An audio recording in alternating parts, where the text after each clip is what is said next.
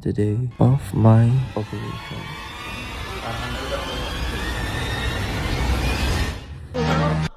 No.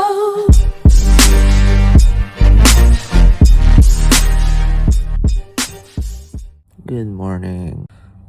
Today is May 5, and May 5 is the day of my operation. I will have my colostomy reversal. So it's me again. Sabi ko nga kanina, today is the day of my surgery. Pero, ano nga bang klaseng surgery ang gagawin? So this is a colostomy reversal tayo. But before that, let's take a quick recap of what happened to us.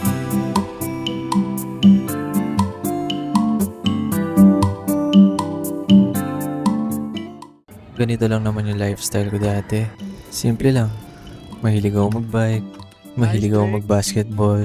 Napaka-active ng lifestyle natin noon. Kung may gusto akong puntahan, pupuntahan ko agad. Kapag may nahiligan ako, gagawin ko agad. Kagaya nga niyan, nahilig ako sa boxing. Araw-araw rin ako sa gym noon. Kasi natutunan ko ma-enjoy yung sakit ng katawan. At the same time, masarap din kaya sumuntok noon. Kakaibang adrenaline yung nararamdaman mo. At gaya nga ng typical na lalaki, nahilig ako sa motor. Tapos nahilig rin ako sa sasakyan. Kasi nakaka-enjoy naman talaga na may binubuting-ting ka. Lalo sa edad ko. Siyempre, mawawala ba yun sa akin? Mahilig ako mag-perform noon. Gumagawa pa nga ako sarili kong kanta eh. Pero sa isang iglap,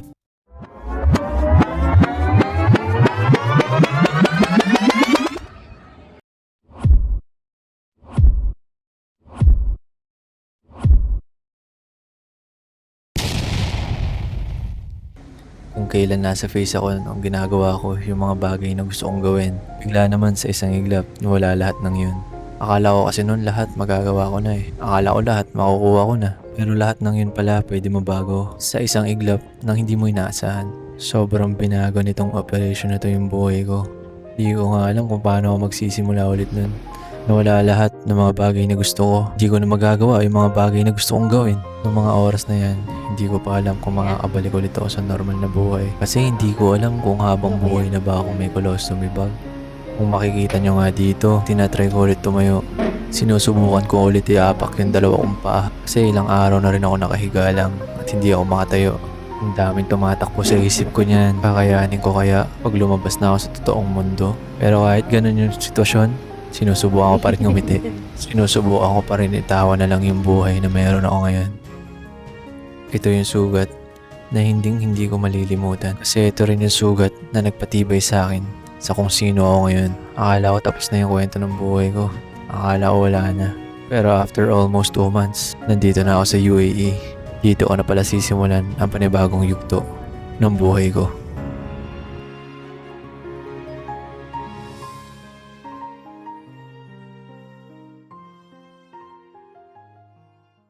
So kung napapaisip ka, ano nga ba yung colostomy reversal? Usually sa Pilipinas hindi masyadong kilala or hindi tayo masyadong aware kung ano nga ba meron dun sa colostomy reversal. Pero para mas madali nyo maintindihan, ipapakita ko na lang sa inyo.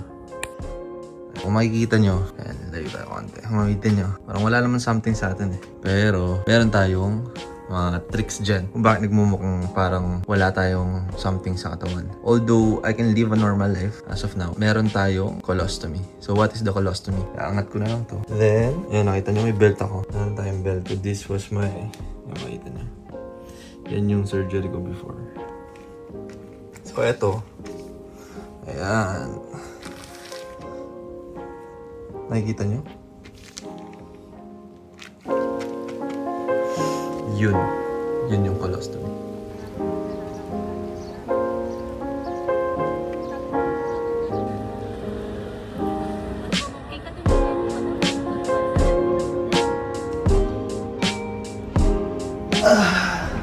Sarap na stay ko dito sa hotel.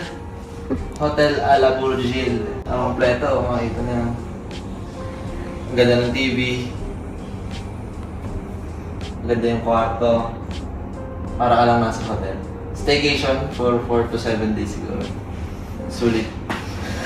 Ang ganda ng room. Para ka nasa hotel. Sobrang layo dun sa nasa Pinas ako. Welcome to hotel. Hotel Burjil. Ano, naka-hospital gown na ako.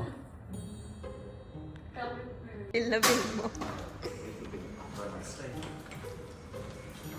Feel na madam mo. Makata siya pang gaman. Isan mo sa mukha Ay, natin. wait, na-video yan. Isan mo. Sabi pil na si Prince Charles. Feel na feel. Sarap eh. Feeling Dati yan. kasi tinulak ako sa ano. Dagger yarn? Oo. Huwag mo nang anak ako, ito'y lumabas.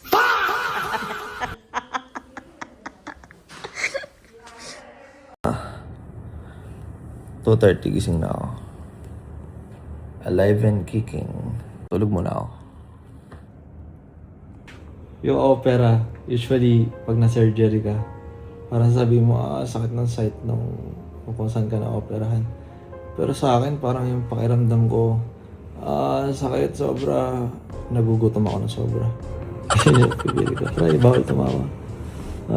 So, yan lang yung pagkain ko. Jelly. Nakakagutom. Day 1 after surgery, nakakapaglakad na tayo mag-isa. So, umaga na. Siguro mga 6 a.m. na. Yan yung bed ko. Yan yung bed ng bantay ko. Medyo gumagana yung pakiramdam, kaya na mag-isa. Maglakad, mag-isa. Sabi nga ng totoo ko, alive. We're alive and kicking always. Nakakatuwa lang kasi from what I've experienced before, 3 years ago, ang laking changes para sa akin. Lalo-lalo yung hospital facility. Sobrang sarap sa pakiramdam kasi napaka-comfortable ng hospital. Napakaganda talaga dito sa Abu Dhabi. Yun lang masasabi ko. Sobrang blessed tayo. Nasa ganitong hospital tayo. God is good. Siya nang bahala sa atin.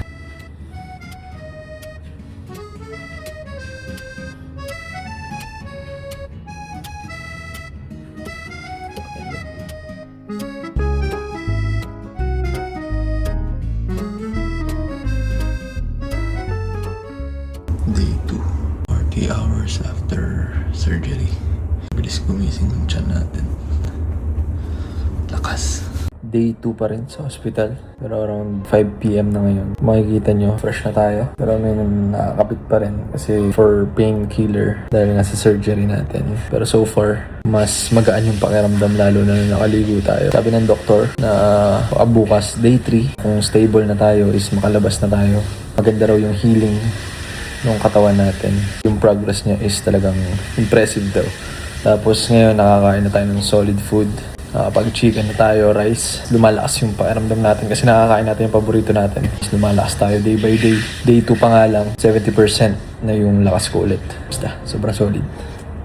So, yun lang yung ginagawa ko. Tamang nood lang kay Chewy. Sarap ng pagkain niya. Tapos may nagpadala sa atin ng flower. Ang basa niyo. Wishing you speedy recovery and good health. Take care and rest well. Your second family, GCO office team. So, binigyan tayong flowers and chocolates. Yan yung chocolate na pinadala sa atin. So, sakto pa yung chocolate na pinadala sa atin is yung chocolate wafer. Parang stick o siya. Kaso, hindi natin makain sa ngayon. Hindi pa tayo pwede kumain ng mga dairies. And chocolates, ewan ko kung kailan ako papayagan kumain ng ganun.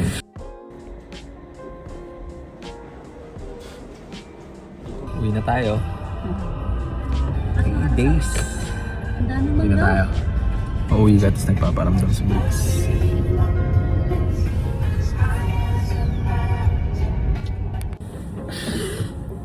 Yun, 4 p.m. May 8. May 8, nakauwi na tayo dito sa bahay. Makita nyo, ito na naman nga yung background ko. 3 days tayo na admit sa hospital after nung surgery reversal. Makikita nyo, yung pa rin yung damit ko, yung suot ko kahapon nung naligo ako. Kasi 10 minutes away lang naman yung hospital dito, so ligo na lang ako dito sa bahay. All in all, ang bilis ng progress nung pag-improve ng katawan natin. Masyadong gising na yung bowel movement natin. Nakailang CR na ako from pang 8 ko na yung ngayon. Pagdating ko pa lang dito sa bahay, bunagad ako sa CR. Kasi ganun yung urgency niya. Since naninibago yung tiyan natin, ngayon lang ulit tayo nakakapag-CR. 3 years na kasi tayo hindi nakakapag-pass ng stool ng regular kagaya ngayon. Ang gandang experience kasi yung pain hindi na ganun siya sobrang sakit sa site. Masasabi ko lang, sobrang ganda ng medical services dito. Sobrang ganda ng healthcare system. Walang hassle. Para ka lang nag-check out sa hotel kasi automatic na lahat systemized. Yung mga gamot ko ready na. Walang ka-hassle-hassle tayo naramdaman simula nung na-hospital tayo. Kung meron kayong questions or gustong pag-usapan about dito sa surgery na meron tayo is comment ka lang dyan sa baba. Tapos syempre, like mo na rin yung video. Click mo na rin yung subscribe button. Dito ko natatapusin yung video na to. Colostomy reversal natin. See you next vlog.